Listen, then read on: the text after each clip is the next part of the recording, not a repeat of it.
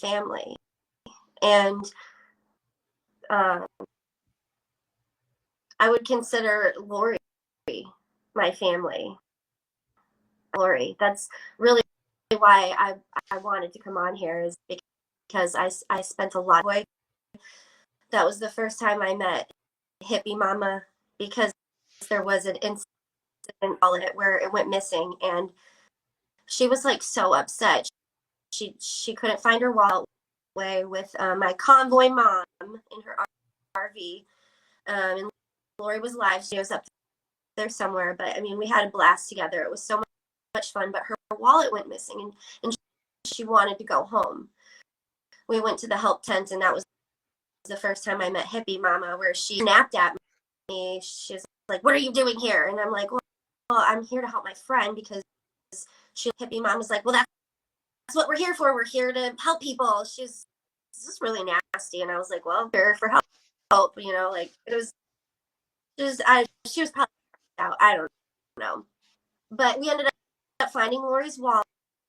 If we didn't find Lori's wallet, I was going to help her get home. I always would. And then when it came to a point where I brought my daughter on the convoy every night, and, she stayed with me in the hotel. Wasn't in the hotel. She was with my convoy mom in the RV. And we looked out for each other. We're all there for each other through all the storms, through all the craziness. I mean, we were,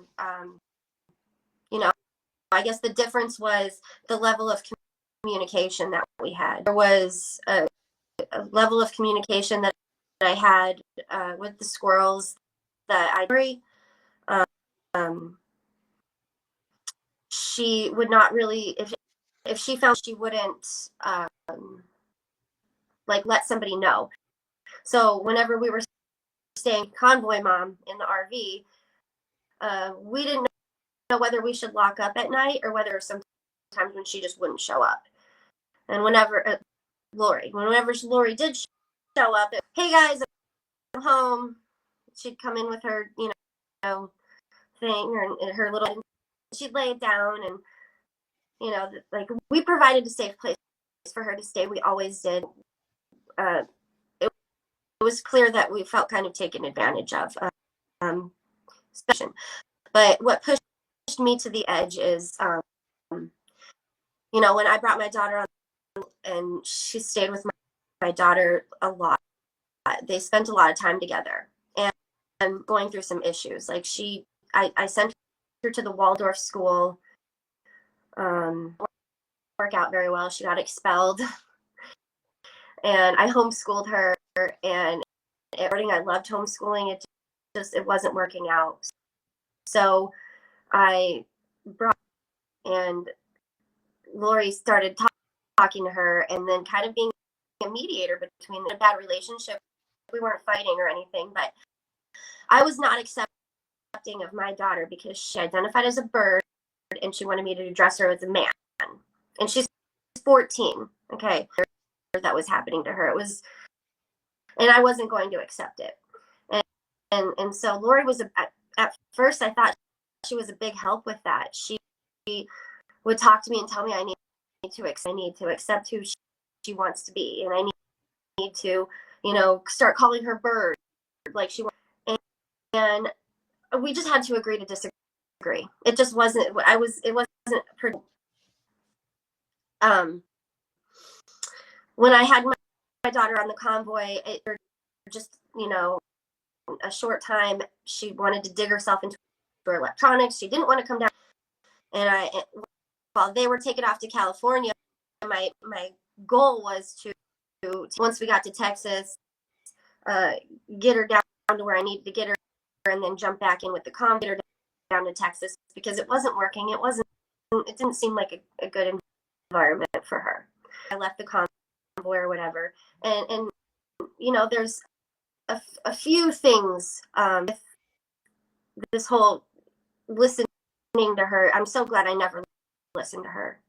Texas, like, she doesn't identify as a man or a bird. Like, she's fine, she's good.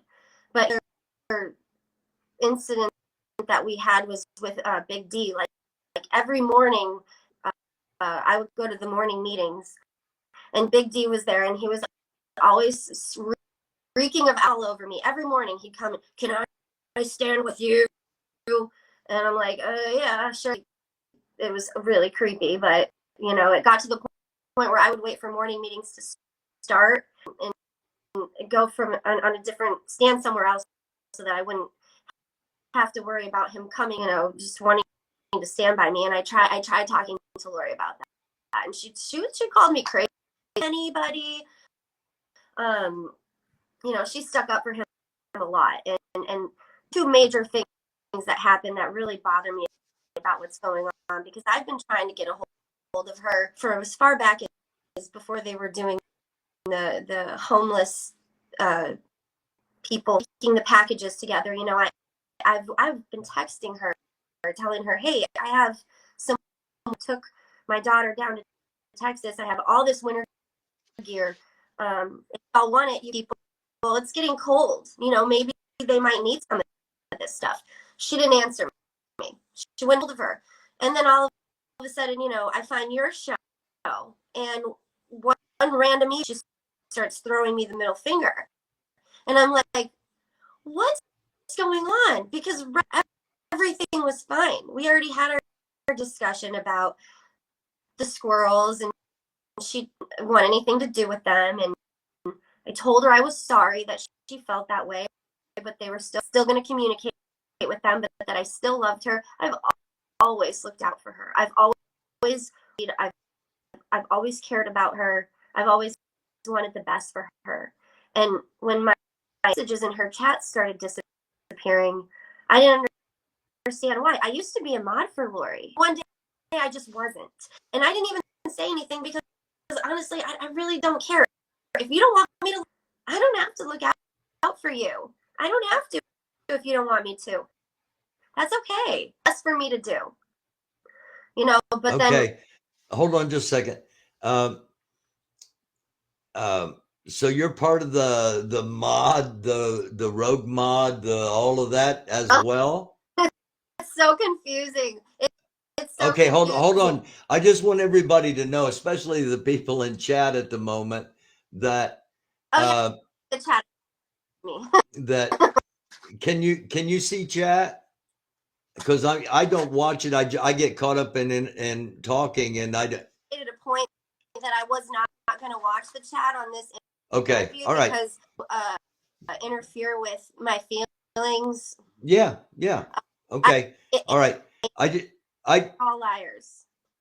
I just want them to know that we didn't talk about what we're going to talk about here. No, you just reached out and said, I got some things. I've been quiet too long. I got some things I want to get off. I want to get out. Okay. Just so everybody knows, I had no idea. I thought I had seen you as a mod for the squirrels, yes, but I didn't know you had been Lori's mod too. So I worked a period of time, and then one day I just wasn't, and I don't know why. I don't know why. I didn't even ask her why I all of a sudden wasn't a mod. It brings me to a quick point, because I've been called a JJ, a double A general princess. I'm none of those things. I'm not either of any of those people. Like, okay, and the only reason I changed it to Freedom Ninja is because my name more obvious, I guess. And this is before I wanted to just make it easier for them to read my name in the chat. That's the only reason I changed name, and I didn't even give myself the name Freedom Ninja. That was given to me busting out hula hoops and nunchucks and playing with the kids on the convoy and teaching themselves, whenever you become a black belt, part of the way to training is I felt very comfortable. A lot of those kids, they just needed something to do. They weren't bad kids. Action. So, I talk about caring about the kids. I was always, but no, we never talked about this interview. A long time, and I'm sick of it because okay. I've put my heart and soul into some of these. Why I all of a sudden just was taken away from that. It's like Lori's really the one that upsets me the most, because I felt that we had a relationship, and I've cared for her a lot, and whatever's happening to her, at the first time that I got timed out, I guess, was whenever she was having a chat about RVs or something like that, and then she wasn't acknowledging me, and I would have known that I was, why are Ninja's messages getting deleted? And then I got a message that said you've been sure, or no, by the owner. And I thought to myself, that's weird. So I texted, so you know, I'm not trying to start anything, but I want you to know that somebody apparently put me in touch. Yeah, and it was funny because I felt like I was like put in the corner, like a high schooler or something. No, and it said it was done by the owner, and she acknowledged me in her live stream. She said, "Chelsea, sorry, I'll take care of it." And like that, you know, so we squashed it. It was cool. And then all of a sudden, she just started ignoring my texts. I was blocked from her chats, and then she shows up giving me the middle finger, calling me these crazy names. Like, I cannot believe the names that she's called me. It's unbelievable. I would have never ever suspected her to treat me. The experiences we've had, like, you know, I went through my phases. I was very angry, pretty hurt, or pretty angry. I was pretty angry. Then I was pretty hurt. Now I'm to the point where I don't care that much, because it's taught me that you know, I need to sink so much of my time into people who don't give a shit about me. And maybe it may, I don't know, but I've been watching her, and you know, body language. So if you ever look at some of these live streams and you watch them without the sound, at their body language. And with Lori, started out being a silent protest, and then, you know, she met Ant and AP, and she started, you know, I was literally earlier, I was watching one of her videos, and she was talking about veteran suicide. She was smiling when she was talking about it, and it doesn't make me think she's happy about suicide or anything. I don't think that she thinks it's a good thing. It's almost like, I wonder if she was like looking at how many people were watching her, because that she's got now and all these subscribers, and, you know, people are watching her, and she's getting crazier, and I don't even know if she knows what's going on. That she was going to actually message me back, text messages, whatever, call your Proud Boy, and I'm going to tell him what's up. And no, I was not going to. I'm going to talk to Eddie, but I'm not gonna say, oh, loose legs this or loose legs, to know that she might have somebody who's either that or it's karma. Because, you know, when we were on the convoy, I felt like she took advantage of a lot. That you interviewed somebody just the other day, and they said that you know, the reason Lori well is because, you know, Ant went first, and he was able to get all that stuff out. It was easy for them to go after Lori, because he gave them everything that they needed. I'm not saying Ant set her up, but his court case, as a result of that, is what now. And now, you know, is that karma? Wait a minute. Wait a minute. Whoa. Hold on just a second. People are saying that Ant set Lori up. Is that what people are saying? No, I'm wondering. Okay. No. So the other, I think it was like just or something. Somebody you interviewed. Yeah. He said that in his opinion,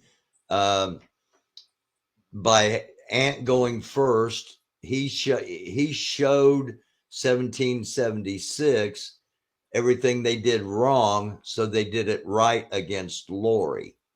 It wasn't that Right. Ant said it. Okay, No, yeah, not, all right.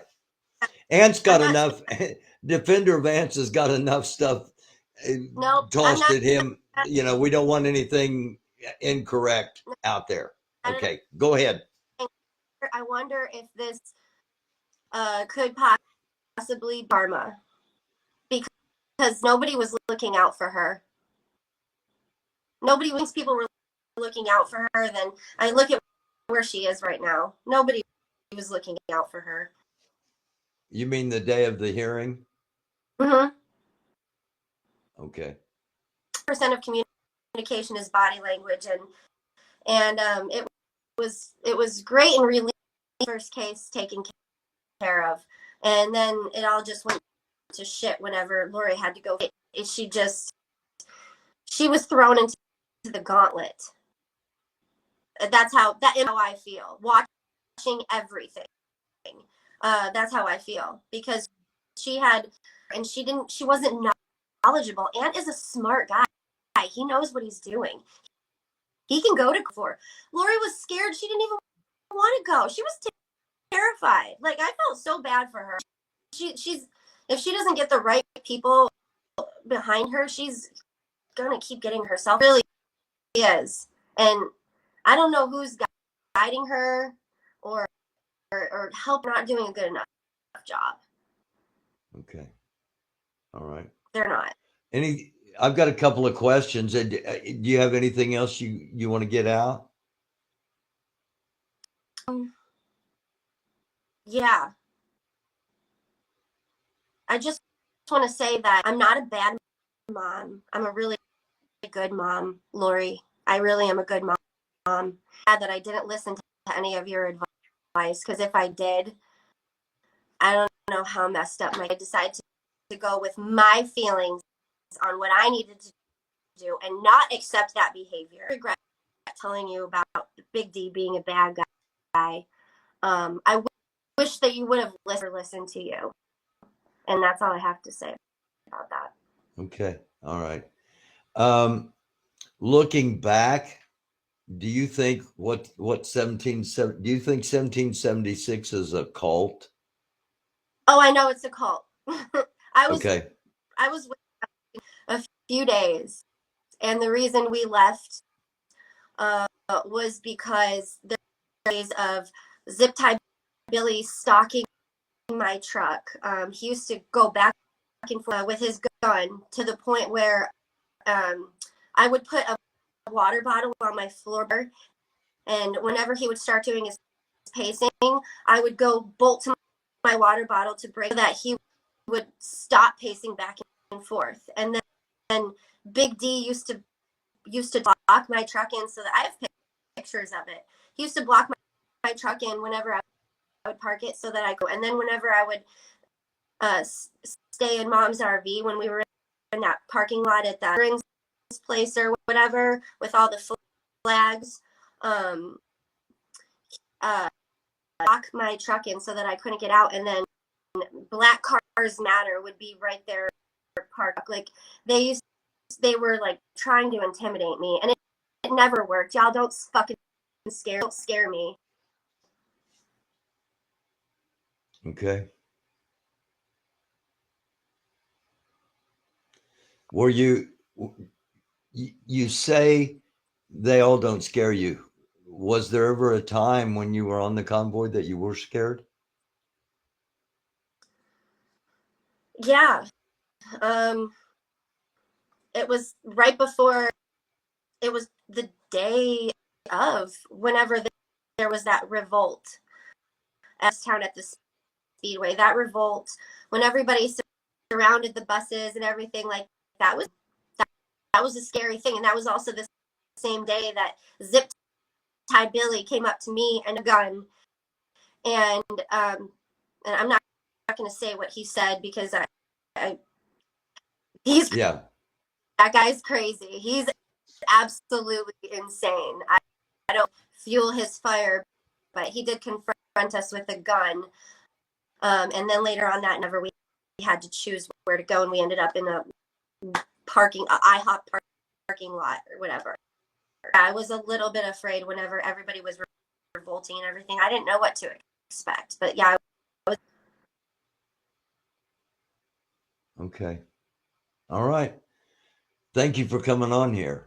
Thanks for having me. I appreciate it. Okay, I imagine after everything that's been said, there are going to be people wanting to come on and give their side. So we may have to have you back. Will you come back on Freedom Ninja if necessary? Would you consider doing that? Yes. Awesome. All right. Thank you very much. Have a great rest of your night. And anytime you want to come on, all you got to do is email. All right.